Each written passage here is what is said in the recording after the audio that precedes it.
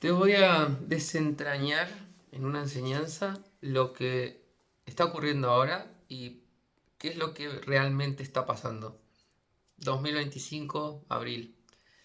Estados Unidos le está poniendo tarifas a Europa. Europa le está poniendo tarifas a Estados Unidos.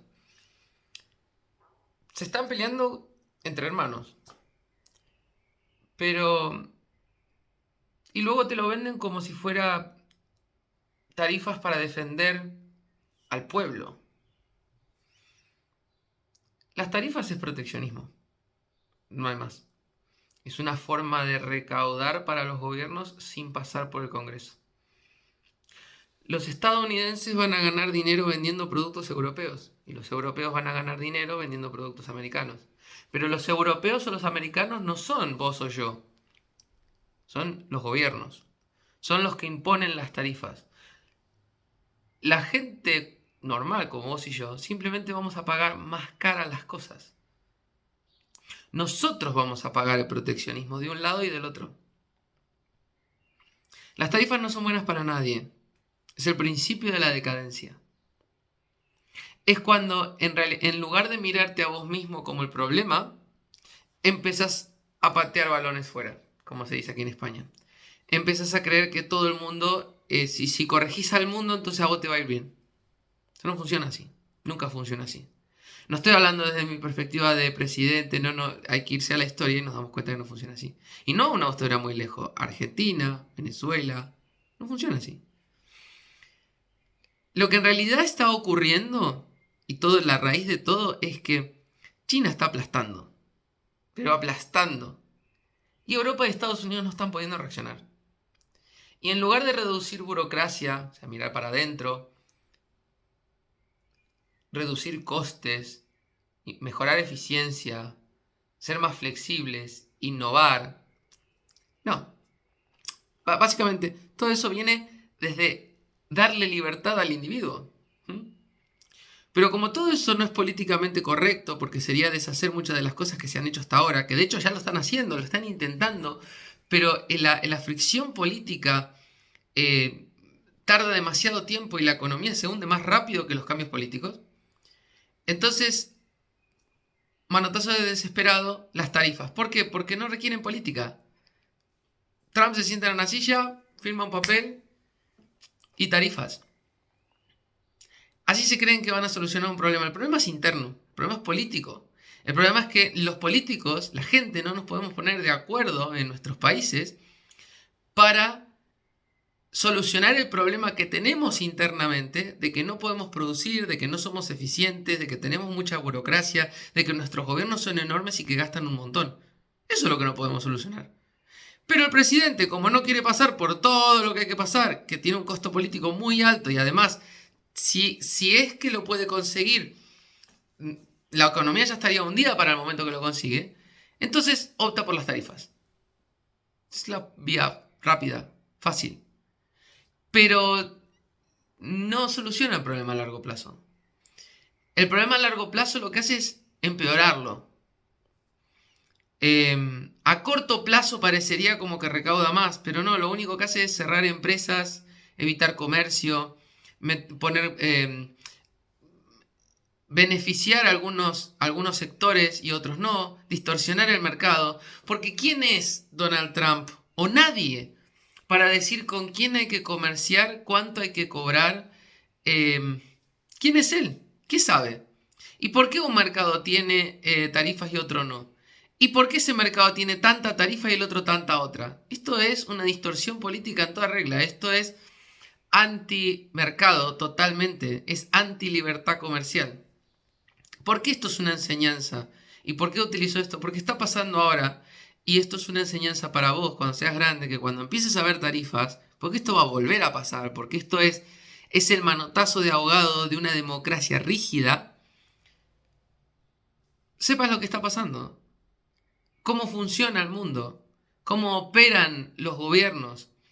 Al final no son los gobiernos, vos fíjate que podés, ya no es, no porque el gobierno de Estados Unidos le podemos poner nombre, cara, DNI. Donald Trump, si tiene que solucionar este problema por la vía del Congreso, por la vía de la democracia, por la vía de la política, la tiene muy complicada por costo político, por tiempo, que el tiempo le va a destruir la economía, que luego va a tener también un costo político.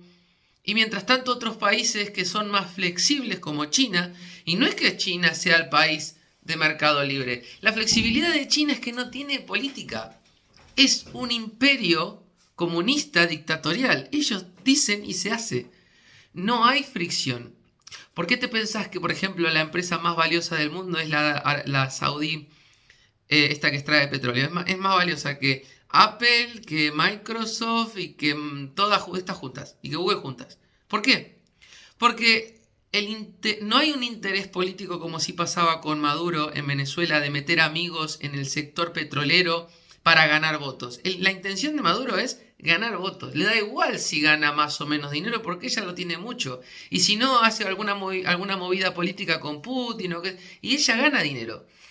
Pero si tu interés, porque ya no, o sea, sos abiertamente dictadura, como pasa con los países árabes, el incentivo de necesito que me voten, como no existe, el único incentivo que existe es esta empresa tiene que ganar muchísimo dinero. Y cuando empiece a chorrear dinero, pues al pueblo lo que le queda. Sigue siendo una dictadura y la persona que se sigue enriqueciendo sigue siendo el dictador. ¿Sí? Pero al eliminar el incentivo del voto, el dictador solamente tiene el incentivo de ganar muchísimo dinero. Y si no quiere que haya revuelta, si quiere que su país sea normalito, pues lo que le sobra después de tener trillones, se lo da al pueblo. Pero su foco es en hacer esa empresa hiper eficiente. Y la flexibilidad del mercado, básicamente el gobierno, como hicieron con las vacunas del COVID, abre puertas para que la empresa florezca a una velocidad que en otros países con políticas democráticas no podrían. Porque tenés que poner de acuerdo a mucha gente.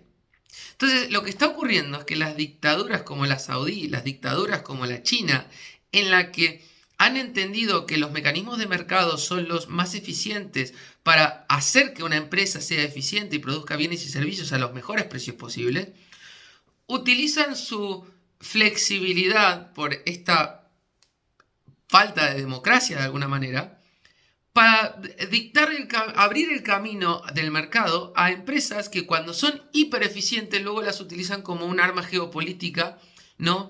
Y es esta guerra comercial. China hace que las empresas fabriquen coches hiper eficientes y luego encima la subvenciona. Por lo tanto, el coche es de ultra tecnología y encima vale la mitad que en el resto del mundo. Competí contra eso.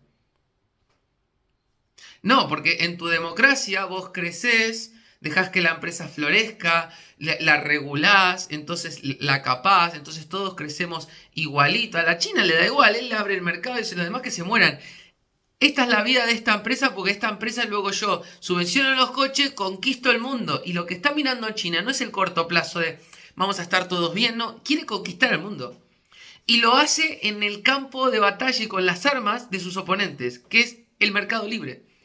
China está aprovechando el libre mercado que Estados Unidos en algún momento promulgó para ganarle en su propia cancha. Y lo mismo está haciendo con Europa. Y está forzando a Europa y Estados Unidos a comportarse como países comunistas y empezar a poner proteccionismo porque no pueden competir. O sea, un país políticamente comunista ha encontrado la estrategia capitalista para ganarles en el mercado. Esto va a entrar en los libros de historia. Y ese va a ser el nombre, ¿no? Cómo el comunismo ganó al capitalismo de mercado.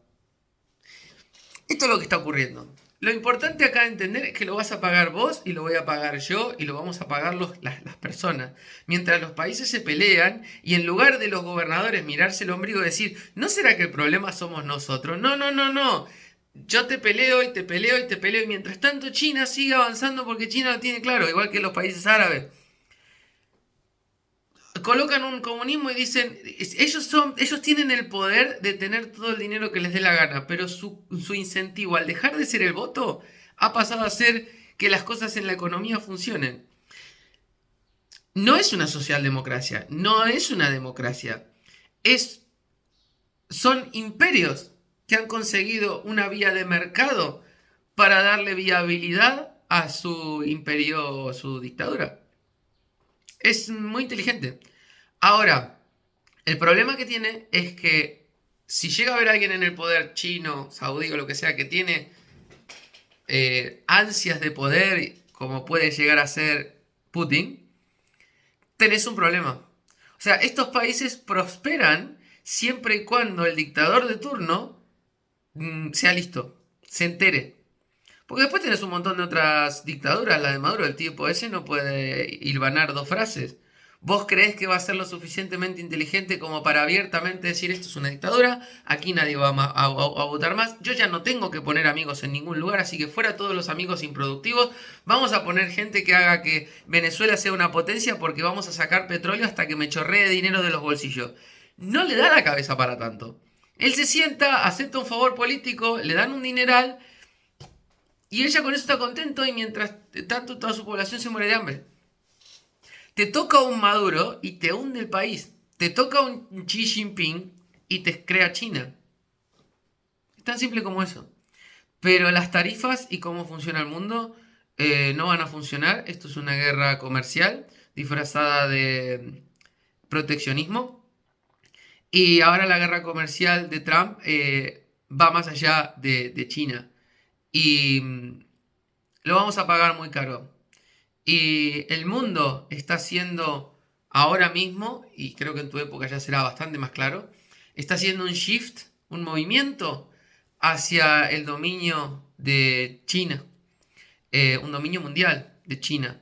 Pero China no va a ser como Estados Unidos que va a liderar el mundo desde la perspectiva geopolítica, militar.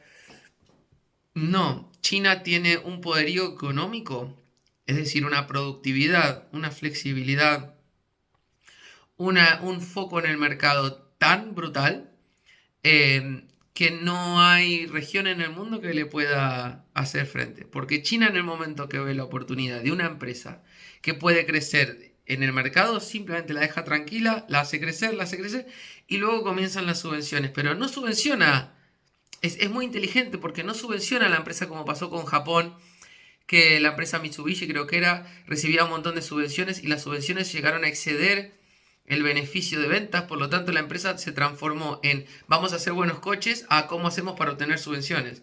Y al final se terminó convirtiendo en un brazo del gobierno súper ineficiente con el único objetivo de obtener